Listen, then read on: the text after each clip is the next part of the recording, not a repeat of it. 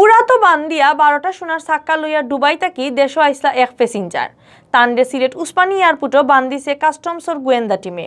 এর বাদে তান্ডে ফুরা সার্চ করিয়া মিলছে আরও 2টা সোনার সাক্কা আর বাক্কা সোনার গয়না।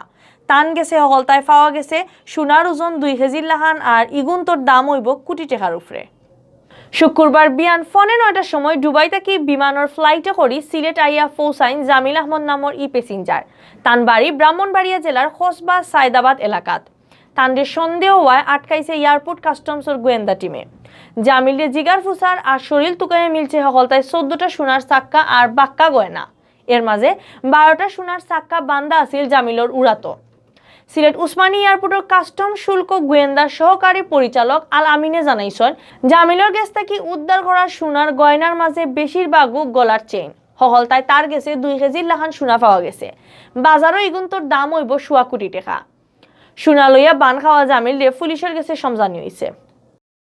কাস্টমস এক্সাইজ ও ভ্যাট কমিশনারেট সিলেট এর সম্মানিত কমিশনার মহোদয়ের নিকটে আসা একটি গোপন সংবাদের ভিত্তিতে আমরা ওসমানী আন্তর্জাতিক বিমানবন্দর কাস্টমস আজ সকাল প্রায় 11টার সময় আগত যাত্রী জামিল আহমেদ, তিনি দুবাই থেকে এসেছেন বাংলাদেশ বিমানের BG 248 ফ্লাইটে।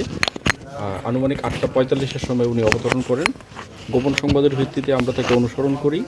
তিনি গ্রিন চ্যানেলে আসার পর আমরা তাকে চ্যালেঞ্জ করি এবং তার কাছে কোনো স্বর্ণ বা স্বর্ণালঙ্কার আছে কিনা জানতে চাই। তিনি প্রথমে অস্বীকার করেন। পরবর্তীতে আমরা তার দেহ এবং ব্যাগেজ তল্লাশি করি এবং তাকে জিজ্ঞাসাবাদের এক পর্যায়ে উনি স্বীকার করেন যে তার বায়ুপথে করে তিনি গোল্ড নিয়ে এসেছেন। পরবর্তীতে আমরা অন্যান্য সকল সংস্থার উপস্থিতিতে তার দেহ তল্লাশি করে তার বায়ুপথ থেকে তিনি নিজের হাত দিয়ে 14টি স্বর্ণের বার বের করেন। এছাড়া তার হাত ব্যাগে 2টি স্বর্ণের বার এবং 100 গ্রাম স্বর্ণালঙ্কার পাওয়া যায়। তো মোট 16টি স্বর্ণের বার এবং 100 গ্রাম স্বর্ণালঙ্কার, যার ওজন প্রায় 1960 গ্রাম, প্রায় 2 কেজি, যার আনুমানিক বাজার মূল্য 1.25 কোটি টাকা। তো আমরা আটক পরবর্তীতে আইনগত ব্যবস্থা গ্রহণ প্রক্রিয়াধীন। এ বিষয়ে বিভাগীয় মামলা এবং ফৌজদারি মামলার কার্যক্রম গ্রহণ করা হচ্ছে। ওনার পাসপোর্ট অনুসারে ওনার ঠিকানা হচ্ছে ব্রাহ্মণবাড়িয়ার কসবায়। আমরা তার পাসপোর্ট যাচাই করছি। তিনি একাধিকবার দুবাইতে যাতায়াত করেছেন। এ বিষয়ে জিজ্ঞাসাবাদ চলছে। ইতিপূর্বে উনি এ ধরনের কর্মকাণ্ড করেছেন কিনা সেটা খতিয়ে দেখা হচ্ছে। আর যেহেতু ফৌজদারি মামলা হবে, আমরা আশা করি তদন্ত পর্যায়ে বাকি সত্য উদ্ঘাটিত হবে। আমার নাম মোহাম্মদ আলামিন, আমি সহকারী কমিশনার কাস্টমস।